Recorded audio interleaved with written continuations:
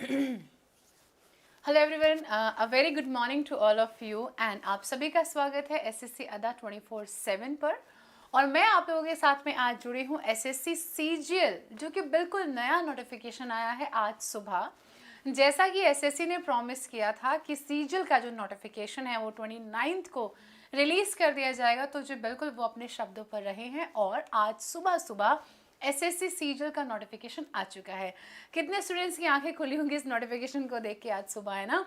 तो चलिए आपको बताते हैं सारी जानकारियाँ, जैसा कि मैं हर बार आपके लिए सेशन प्लान करती हूँ जहाँ पर मैं आपको सारी डिटेल्स बताती हूँ। तो चलिए आज का सेशन भी स्टार्ट करते हैं और आपको सारी जानकारी देते हैं एसएससी सीजीएल के नोटिफिकेशन के बारे में। और अगर आप ग्रेजुएशन अपीयरिंग स्टूडेंट हैं तो आपको भी बहुत ध्यान से सुनना है, क्योंकि आपके लिए भी यहाँ पे कुछ है, बस ध्यान से सुनना है, ठीक है। तो चलिए स्टार्ट करते हैं। कहाँ से शुरू कर रही हूँ मैं इसको पढ़ूंगी आज बिल्कुल एक्चुअली जो ऑफिशियल नोटिफिकेशन है वहाँ से, ठीक है। तो मैंने इन्फॉर्मेशन को उठा के यहाँ रखा नहीं है, मैं आपको एग्जैक्ट नोटिफिकेशन दिखाने वाली हूँ। तो let's get started, but yes please do me a favour. क्या कीजिए, जल्दी से इस लिंक को कर दीजिए कॉपी और शेयर कर दीजिए सभी के साथ, ताकि बहुत सारे विद्यार्थियों तक ये न्यूज़ पहुंच सके। तो चलिए शुरू करते हैं। मैंने sscadda.com को खोला है, जो कि भाई हमारे एसएससी अड्डा की क्या है, ऑफिशियल वेबसाइट है। अब इस पे जाते हैं और अब हम जाएंगे कहाँ पर, अपने ऑफिशियल नोटिस पर। यह है हमारा ऑफिशियल नोटिस जो कि आया है आज सुबह सुबह, जिस पर क्या लिखा है, जिस पर लिखा है कि भाई government of India, ministry of personnel public grievance and pension, मतलब जितने भी डिपार्टमेंट्स में एसएससी सीजीएल की जो भर्ती होती हैं उन सभी के द्वारा जो ये नोटिस निकाला जाता है।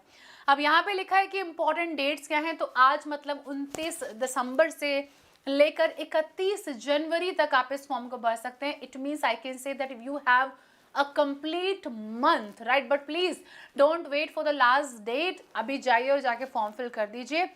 31 तारीख को आप ऑनलाइन पेमेंट भी कर सकते हैं। ऑफलाइन करना चाहते हैं तो 2 फरवरी तक आप कर सकते हैं। लास्ट डेट जो है ऑफलाइन चालान को जनरेट करने की, वो आपकी 4 फरवरी है और उसे आप 6 फरवरी बैंक में जाके पे कर सकते हैं। आपका जो टीयर 1 का एग्जाम है, ध्यान से सुनिएगा, बहुत टाइम आपके पास है। ये आपका होने वाला है मई के लास्ट वीक, 29 मई से लेकर 7 जून तक ये पेपर आपका चलने वाला है। तो यू हैव एम्पल टाइम, आराम से तैयारी कीजिए। देखिए 6 महीने चाहिए एसएससी के एग्जाम को ना, and yes you have right. अगर टीयर 2 की बात करें तो जो टीयर 2 का फिलहाल अभी कोई अता पता यहाँ पर नहीं है। आगे बढ़ते हैं, जल्दी ही डेट टीयर 2 की आ जाएगी, पहले टीयर 1 हमें देना है ना। यहाँ पे एक लाइन लिखी गई है कि गवर्नमेंट चाहती है कि जो विमेन कैंडिडेट्स हैं वो भी अप्लाई करें, इसलिए उन्हें सरकार एनकरेज करती है। अब यहाँ पे लिखा है कि ये ग्रुप बी और ग्रुप सी की पोस्ट है। कैसी कैसी कौन कौन सी पोस्ट हैं, उनके लिए क्या आपका एलिजिबिलिटी क्राइटेरिया होना चाहिए, फटाफट से देखते हैं, ठीक है। अगर डिटेल के बारे में बात की जाए तो सबसे पहले बात करेंगे यहाँ पे कौन कौन सी पोस्ट के बारे में। ये आपकी CNA, जिसे आप national audit and account department के अंडर जो आता है, तो वहाँ पर आपकी असिस्टेंट ऑडिटर ऑफिसर की क्या है, वैकेंसी है। अच्छा, अब होता क्या है कि यहाँ पर वैकेंसीज जो होती है ना, वो पोस्ट के हिसाब से उनकी एज क्राइटेरिया होता है। इस पर्टिकुलर पोस्ट को यही एज का बंदा अप्लाई कर सकता है, और उसके कुछ खास एलिजिबिलिटी भी होते हैं एजुकेशन क्राइटेरिया के हिसाब से। तो ये दोनों बातें यहाँ पर इंपॉर्टेंट है, तो फटाक से मैं आपको यहाँ पे बताती हुई चलती हूँ, ठीक है। सबसे पहले बात करें, ग्रुप बी की पोस्ट है, गेजेटेड है बट नॉन मिनिस्ट्रियल है, राइट। अगर बात करें तो यहाँ पे OH वाले लोग भी भर सकते हैं एंड HH वाले लोग। इनका जो क्या है फुल फॉर्म है, वो अभी मैं आपको लास्ट में एक बार बता दूंगी, ठीक है। अच्छा, कह रहा है कि इस पोस्ट के लिए आप 30 साल से बड़े नहीं होने चाहिए and this is for general category. बाकी सबका रिलैक्सेशन जैसे होता है वैसा ही होगा, राइट। असिस्टेंट अकाउंट ऑफिसर में अगर बात करें ग्रुप बी के बारे में, तो आप वो क्या था, वो तो ऑडिट ऑफिसर। ये क्या है, ये है अकाउंट्स ऑफिसर। ये भी आपका 30 साल इसमें मैक्सिमम एज बताई गई है। अच्छा, पे जो लेवल है देख के चलिएगा, इसमें लेवल 8 की सैलरी आपको मिलती है, मतलब दी हाईएस्ट वन 47,600 से लेके 1,51,100 रुपये। लग रहा है शगुन हो रहा है, 51,000 रुपये हैं। बात करते हैं लेवल 7 के बारे में, जिनमें पे लेवल 7 है। इससे जस्ट नीचे वाली, जिसमें असिस्टेंट सेक्शन ऑफिसर, जिसमें है आपके इंटेलिजेंस ब्यूरो की ओर से के लिए चाहिए होगा, सेंट्रल सेक्रेटरीट सर्विस के लिए उन्हें चाहिए होंगे, ये सारे सारे असिस्टेंट या असिस्टेंट सेक्शन ऑफिसर्स है, बट इसमें डिपार्टमेंट्स की नीड अलग अलग है। जैसे कि इंटेलिजेंस ब्यूरो है, सेक्रेटरीट है, मिनिस्ट्री ऑफ रेलवे है, मिनिस्ट्री ऑफ एक्सटर्नल अफेयर्स है, AFHQ है, अदर मिनिस्ट्रीज, डिपार्टमेंट और अलग ऑर्गेनाइजेशन जो भी सरकारी होती हैं, उनमें जहां जहां रिक्वायरमेंट होती है किसकी, असिस्टेंट सेक्शन ऑफिसर की, वो आपके ग्रुप बी में आते हैं, जिनके लिए जो एज आपको दे रखी है 20 से 30 साल दे रखी है, बाकियों के लिए भी 20 से 30 साल है। अगर हम आ जाएं अब यहाँ पर असिस्टेंट की जो पोस्ट है वो मिनिमम 18 वाले भी अप्लाई कर सकते हैं। अब इसमें आ जाते हैं सिर्फ assistant.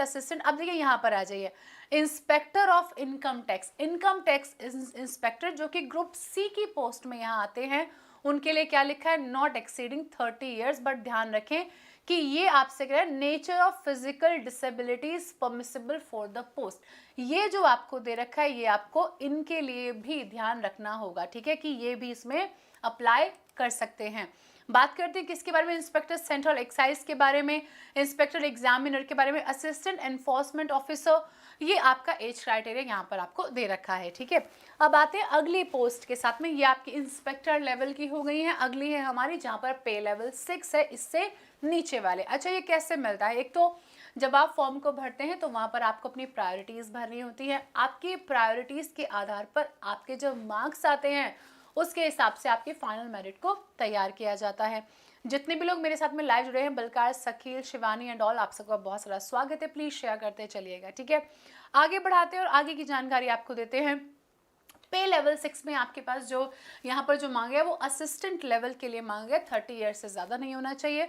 Sub inspector, divisional accountant, junior statistical officer, जिसके लिए स्टैटिस्टिक्स आपके पास स्टडी में होना अनिवार्य होता है, राइट।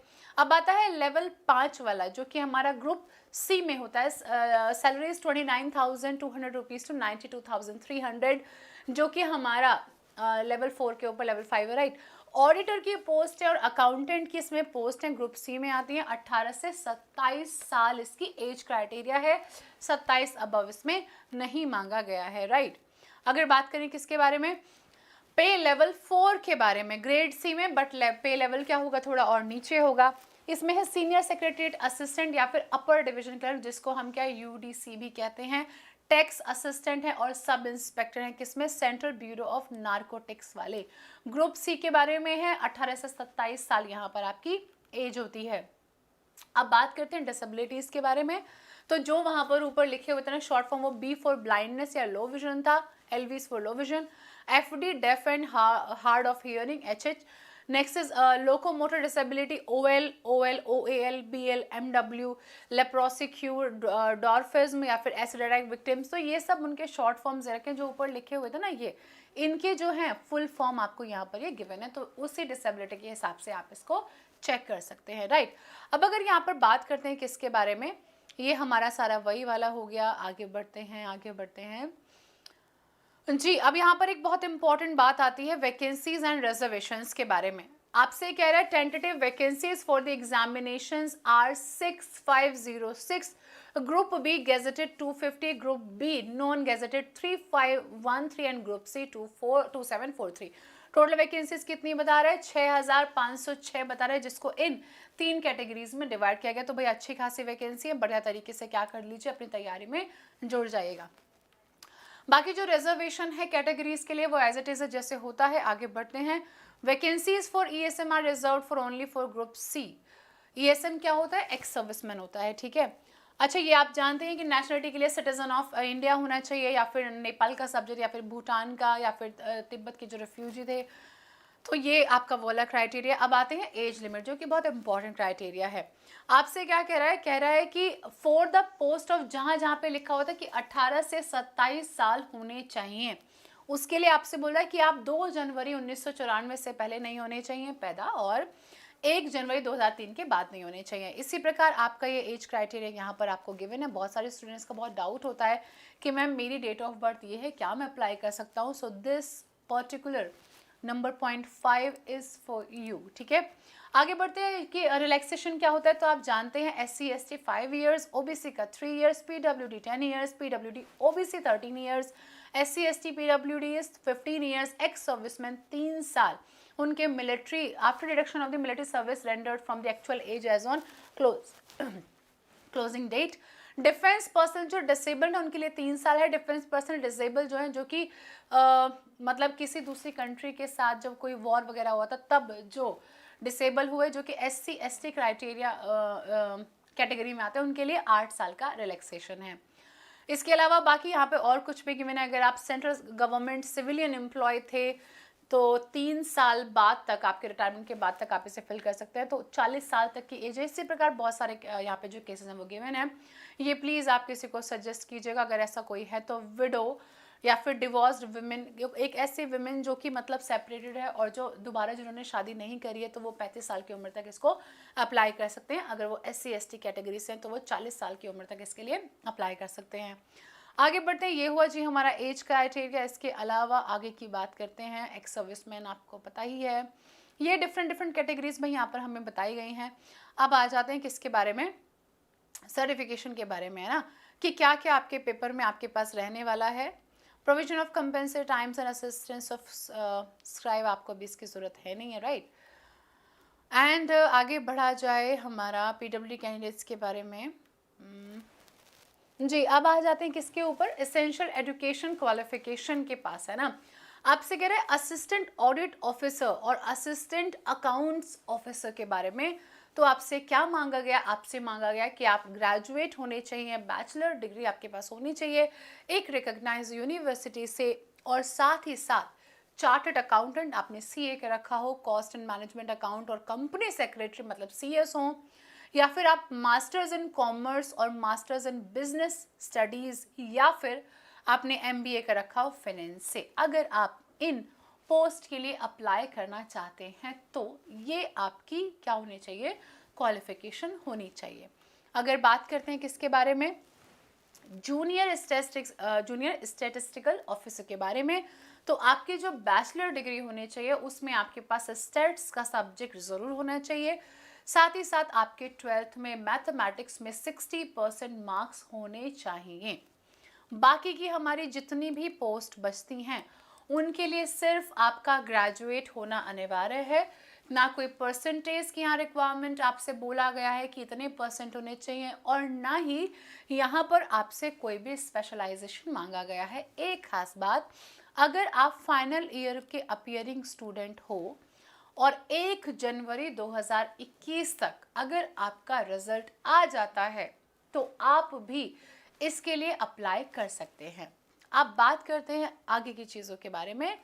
तो नेक्स्ट हमारा आता है क्या, ये भाई हमने ग्रेजुएशन वाला क्राइटेरिया पढ़ लिया। It is reiterated that the result of requisite educational qualification must have been declared by the institute, university or specified date. More processing of the result by the university institute by the cutoff date does not fulfill the EQ requirement.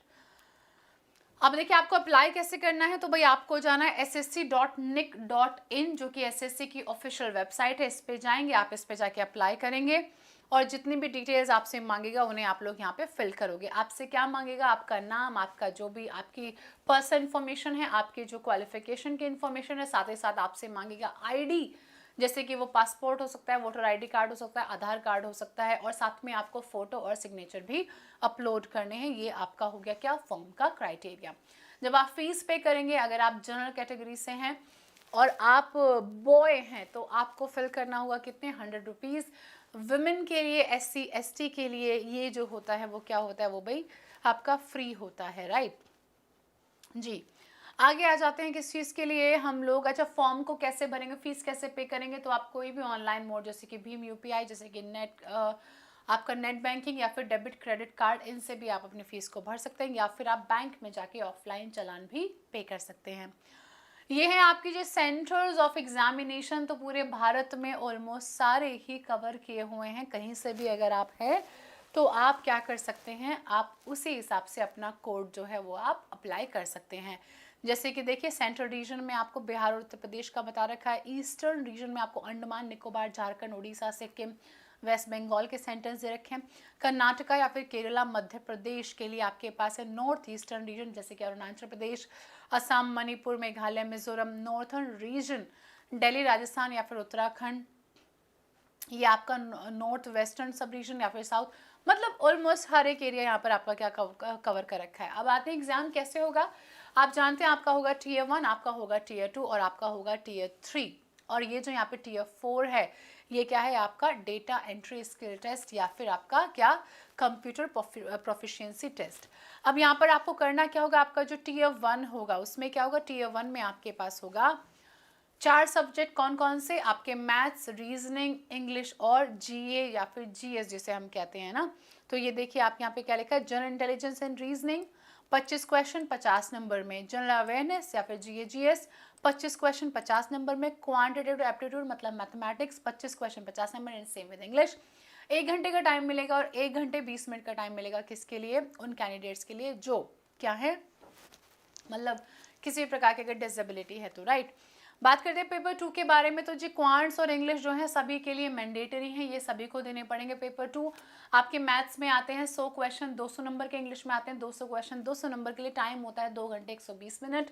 वो लोग जो stats category से भी apply करें, मतलब जिनके जो statistical की पोस्ट के लिए अप्लाई कर रहे हैं, आपको स्टैटिस्टिक्स का भी पेपर देना पड़ेगा जिसमें आपके होंगे 100 प्रश्न 200 नंबर के। साथ ही साथ पेपर 4 है उन लोगों के लिए जो आपका शुरू में ऑडिट ऑफिसर वाला था, जिसके लिए general studies, finance and economics का पेपर भी आपको देना पड़ेगा। तो ये उनके लिए जो इस स्पेशल कैटेगरी को अप्लाई कर रहे हैं, जो बाकी की बची हुई पोस्ट थी उनके लिए सिर्फ इतना ही क्राइटेरिया आपको फॉलो करना है पेपर वाला, ठीक है। टीयर 1 के पेपर के रिजल्ट के बाद आपका टीयर 2 होगा। इस बार तो टीयर 2 आपका कह रहा है कि जो आपका the question will be the set in both English and Hindi, दोनों भाषाओं में आपके पास क्या होंगे भाई, सवाल होंगे। आपके पास कह रहा है आपसे कि टीयर 1 में आपकी जो नेगेटिव मार्किंग है वो 0.50 है, क्योंकि आपका जो क्वेश्चन के जो मार्क्स हैं वो एक क्वेश्चन आपके कितने 2 नंबर का, इसलिए नेगेटिव में यहाँ पर आपका डबल होने वाला है। टीयर 2 में 1 नंबर का एक क्वेश्चन, इसलिए वहाँ पर 0.25 का होगा माइनस आपका। In tier 2 paper 1 paper 2 are compulsory for all the post, जैसा कि मैंने आपसे बोला। पेपर 3 और tier 2 will be only for those candidates जो अप्लाई कर रहे हैं जूनियर स्टैटिस्टिकल ऑफिसर जेएसओ के लिए, या फिर in the ministry of statistics and programme implementation who are shortlisted in tier 1 for the post. इसी प्रकार भाई जैसे कि पेपर जो हमारा टीयर जो पेपर हमारा 4 था जिसमें फाइनेंस वाला गिवन था, वो किसके लिए होगा, वो होगा अकाउंट्स ऑफिसर्स के लिए, राइट। अब आते हैं टीयर 3 पर जो कि सभी के लिए मैंडेटरी है। टीयर 3 आपका होगा पेन और पेपर मोड, वो दो आपके कंप्यूटर वाले थे। ये आपका होगा पेन और पेपर मोड में, जिसमें आपको दिया जाएगा डिस्क्रिप्टिव में आपको मिलेंगे ऐसे, प्रेसी, लेटर या फिर एप्लीकेशन। और ये आपका कितने टाइम के लिए होगा, 1 घंटे के लिए होगा और 100 नंबर का ये आपका पेपर आएगा, ठीक है। What is a skill test? Skill test आपका क्या होता है, computer CPT computer proficiency test की आपको कंप्यूटर की जानकारी है और आप कैसे कि इसको प्रेस कर लेते हैं, ठीक है। तो that is data entry speed. अगर बात करें सिलेबस के बारे में तो जीए इन रीजनिंग का जो सिलेबस है that is analogic classification, symbolic number, figural classification, semantic series, number series, problem solving, figural series, word building, coding, decoding, numeral operations, trends, space orientation, Venn diagram, drawing inference, punched hole pattern, folding and unfolding, city matching, classification of center codes, roll numbers, small and capital letters, embedded figures, critical thinking, emotional intelligence, social intelligence and all. आपके reasoning वाले जो expert हैं वो आपको और detail में इनके बारे में बताएंगे। जनरल अवेयरनेस में आपका क्या है, कह रहा है कि भाई मतलब करंट अफेयर्स भी आपको पता होनी चाहिए, सारा history, culture, geography, economic scene, general polity and scientific research, मतलब साइंस भी आपको पता होनी चाहिए। मैथ्स की अगर बात करें तो आपसे कह रहा है percentage, ratio and proportion, square root, average, interest, profit and loss, discount, partnership, business mixture, alligation, geometry, trigonometry and all आपसे यहाँ पर पूछा गया है। इंग्लिश में आपसे क्या पूछ रहा है, बहुत छोटा सा लिखा है, आता बहुत सारा है, लिखा है कि आपको इंग्लिश की नॉलेज होनी चाहिए और ये कॉम्प्रिहेंशन वगैरह आपके टेस्ट किए जाएंगे। एनीवेज मैं आपको बता दूंगी इंग्लिश का डिटेल सिलेबस क्या है। तो भाई ये है हमारा सिलेबस। आपसे कह रहा है कि पेपर 1 में जो आपको अच्छा पेपर 1, अच्छा ये आपसे टीयर 2 के बारे में बात करें तो भाई टीयर 2 में आपका क्या होगा, क्वांट्स होगा, वही सब है लेकिन थोड़ा सा क्या ज़्यादा क्वेश्चंस होंगे और लेवल थोड़ा सा डिफिकल्ट होगा। और पेपर 2 में क्या आपका इंग्लिश के 200 क्वेश्चंस आएंगे जिसमें आपके पास fill in the blank, synonyms, antonyms, spelling, idioms, phrase and grammar, ये सब आएगा, ठीक है। ये स्टेट्स वालों के लिए है भाई collection, classification and presentation of statistical data, measures of central tendency, measures of डिस्पर्शंस, ये आपको पता ही होगा जो लोग सेट्स वाले हैं। एक्चुअली मैंने सेट से पढ़ाई नहीं करी तो मुझे इसके बारे में बहुत ज़्यादा नहीं पता है। General studies and finance and economics के लिए भी financial accounting, basic concept of accounting and all आपसे पूछा गया है, क्योंकि आपने इसमें ग्रेजुएट किया है तो आप इसके बारे में ज़्यादा अच्छे से जानते हैं। मेरा काम है आपको स्किल टेस्ट के बारे में बताने का। ध्यान दीजिएगा, डेटा एंट्री स्पीड DEST क्या है। अब जो लोग for the post of tax assistant central excise and income tax data entry test at 8000 key depression per hour on computer, 1 घंटे में आपको 8000 की एक्सप्रेशंस दबाने, मतलब वो प्रेस करने का आपके अंदर एबिलिटी होनी चाहिए। इसका आपका टेस्ट किया जाएगा। Data entry speed test will be conducted for a passage of about 2000 key depressions for a duration of 15 minutes. This test will be of qualifying nature. Computers for the test will be provided by the commission at the central venue notified for the purpose. आपको क्या करना है, 15 minute में आपको 2000 की depression को press करना है। और ये जो आप की डिप्रेशंस करते हैं, क्योंकि आपसे ऊपर मांगा गया कितना पर आवर, लेकिन आपको कितने 15 मिनट्स के लिए दिया जाएगा, ठीक है जी। तो क्या करते हैं अब इसमें, ये आपको बता रहे कि आपको खुद नहीं करना, इसके लिए आपको बुलाया जाएगा तो आपको करवाया जाएगा, राइट। आगे बढ़ते हैं। What is computer proficiency test, जिसे CPT कहते हैं।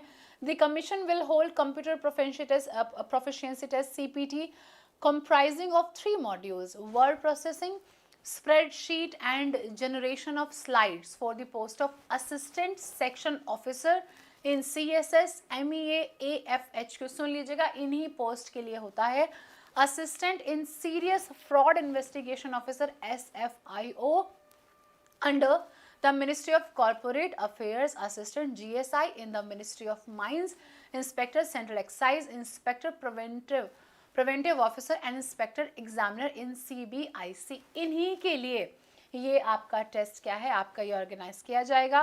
Duration of each module will be 15 minutes. These modules will be conducted one after the other। आपसे क्या कह रहा है, कितने मॉड्यूल्स होंगे, 3 होंगे।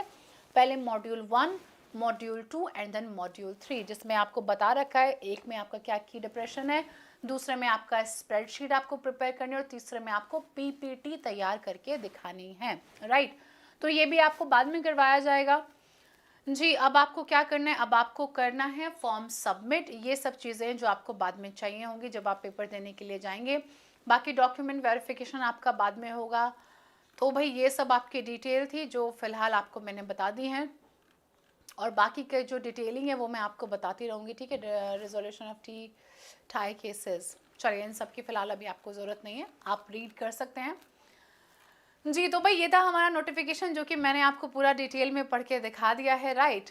एंड आई होप सभी लोगों को समझ में भी आ गया होगा। ये मैंने लिया है आपकी एक डिटेल सेशन, जिस जनरल कोई जॉब के लिए कितनी रैंक लानी होगी। शुभम, रैंकिंग के लिए भी मैं आपके लिए बनाऊंगी एक सेशन जल्दी ही। आपके अब जो सवाल होंगे वो मैं आपको बता सकती हूँ।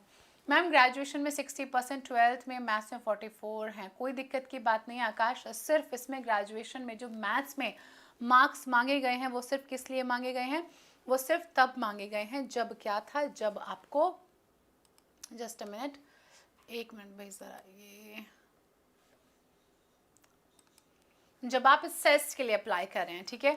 अच्छा, अब एक बात जानिए कि अगर आप सीजल की तैयारी कर रहे हैं तो आपको जाना है SSC सीजल के महापैक में। अगर आपने कहीं से तैयारी नहीं की है तो देखिए 6 महीने हैं, आपके पास होने चाहिए क्लासेस लाइव, ताकि आप अपने प्रॉब्लम्स पूछ सकें। आपके पास होने चाहिए रिकॉर्डेड सेशंस, आपके पास होना चाहिए क्या, बढ़िया सा स्पीड टेस्ट, और आपके पास होने चाहिए बुक्स। ये सब चीज़ें आपको मिलेंगी SSC सीजल के महापैक में, जो कि 12 महीने की वैलिडिटी के साथ है, जिसमें Tier 1, Tier 2, Tier 3 तीनों के तीनों टीयर्स यहाँ पे क्या आपको इंक्लूड करके दिए गए हैं। 1000 से ज़्यादा लाइव क्लासेस, 170 से ज़्यादा वीडियो लेक्चर्स और इतने सारे मॉक 11,999 रुपीज़ में। बट अगर आप क्या करते हैं, अगर आप इस पे जाते हैं adda247.com पर जाकर अगर आप Y172 का कोड लगाएंगे, जस्ट अ मिनट, आपसे पहले क्या मांग रहा है, आपसे पहले मांग रहा है ईमेल आईडी, तो a@gmail.com मैं आपको एक बार डाल के दिखा देती हूँ, ठीक है। अब हम इस पे लगाएंगे coupon code Y172, Y172 apply कर दिया तो कितने का, देखिए केवल 2,759 रुपीज़ में 1 साल के लिए पूरे सीजीएल की तैयारी आप कर सकते हैं। Tier 1, टीयर 2 एंड टीयर 3 भी, ठीक है जी। तो क्या करना है, देखिए टीयर 1 भी है, टीयर 2 भी है, टीयर 3 भी है, टीयर 4 भी है इवन, तो सब कुछ है भाई, यहाँ पे सब कुछ आपको बताया जाएगा, पढ़ाया जाएगा। एसएससी सीजीएल एग्जाम के लिए आपके लिए बैच स्टार्ट कर रहे हैं हम लोग। तो क्या करना है, इस 77% डिस्काउंट को अवेल करना है। यूज कोड कौन सा, Y172। So thank you so much. बाकी की वीडियोस भी आपके लिए लाते रहूंगी, अपने क्वेश्चंस आप मुझे बताते रहिएगा। थैंक यू अजब जी। फाइनल ईयर का भर सकते हैं पांडे जी, बस एक शर्त यहाँ पर वही रखी गई है कि आपको क्या करना है, आपको फाइनल ईयर के लिए आपका जो रिजल्ट है वो 1 जनवरी तक आ जाना चाहिए, ठीक है। So thank you very much, अपना ख्याल रखिए, मिलते हैं आपसे अगले वीडियो में। फॉर्म को भर लीजिएगा टाइम से।